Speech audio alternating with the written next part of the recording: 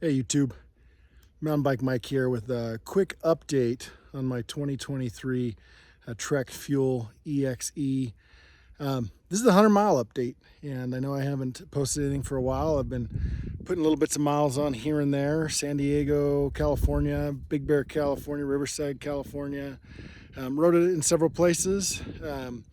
Back out here in Riverside, California, where I made my initial review video. But now at 100 miles, I've got a few more things to say.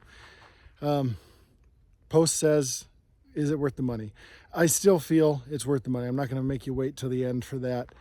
I've learned a few things about this bike and how it rides. I know I mentioned before that large frame, 29-inch wheels with huge tires. It rode different than the Remedy that I had, and that is still correct. But I find myself shifting a lot more. And I think that's for two reasons. One, you're blasting through sections a lot faster when you're on normal riding of gentle rolling up hills and downhills. So you find yourself getting to that next shift point a lot quicker. So it just feels like you're always shifting. And then on the climbs, sometimes I come into them unprepared. I'm getting better at that, but you got to downshift, and you might have been in a really tall gear because you might have been cranking, and then all of a sudden, bam, you're back at a climb and you're doing several shifts at once to get back down into something rideable.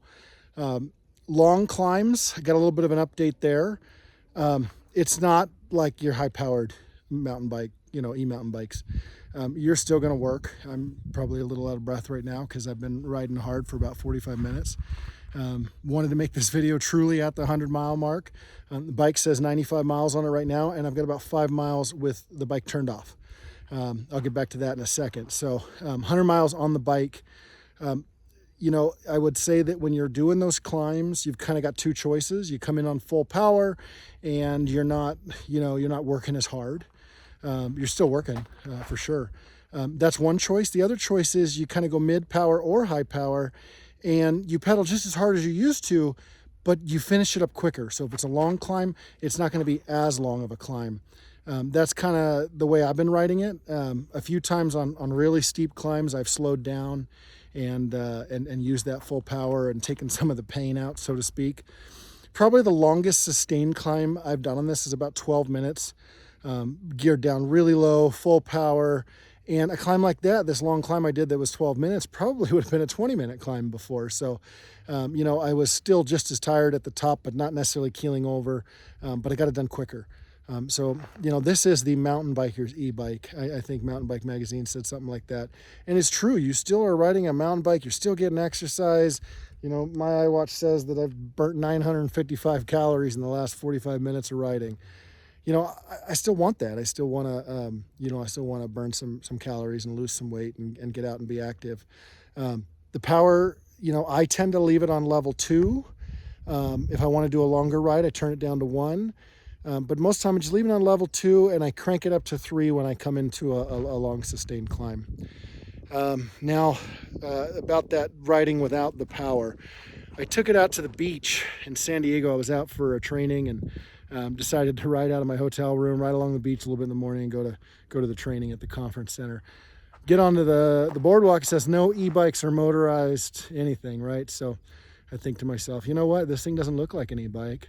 I'll adhere to the rules and I'll turn it off. And I did, and rode it as a regular bike. And I'll tell you what it felt like. It felt like a rental, Huffy or something cheap. It was heavier.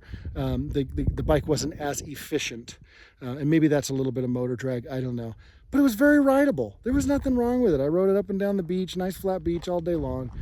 Still had the battery in, so I can't report what it's like if you take that battery out and ride it without the motor on getting some of the weight out of it. It was very, very rideable. Nothing wrong with it. And then I noticed I was having too much fun and lost a little track of time. I needed to get back to the conference center. So I rode off the boardwalk, got onto the road, powered it up to 3 and cranked over this bridge over the bay there. Big, long, sustained climb that normally would have slowed me down. And I'm passing road bikers. There's like 2-3 road bikers in the morning getting their morning workouts. I'm running late for this training. So in level 3, I was able to blast up the bridge, blast over the bridge, get in the training with 2 minutes to spare. It was great.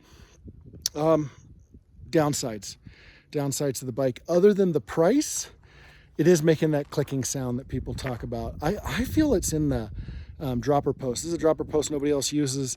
I can't say that it's in the bottom bracket area. I'm going to email Trek about it, but it hasn't changed anything. It hasn't, diminished the performance. It doesn't seem like anything's wrong with it. Maybe something needs tightened. Maybe they'll replace the dropper post if that's it. I don't know.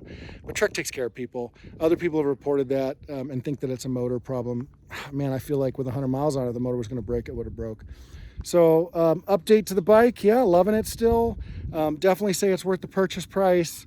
And hopefully you guys go ahead and grab one too. Sorry for the shaky cell phone video, but I wanted to make this 100-mile update. And enjoy riding, and I'll post another video soon.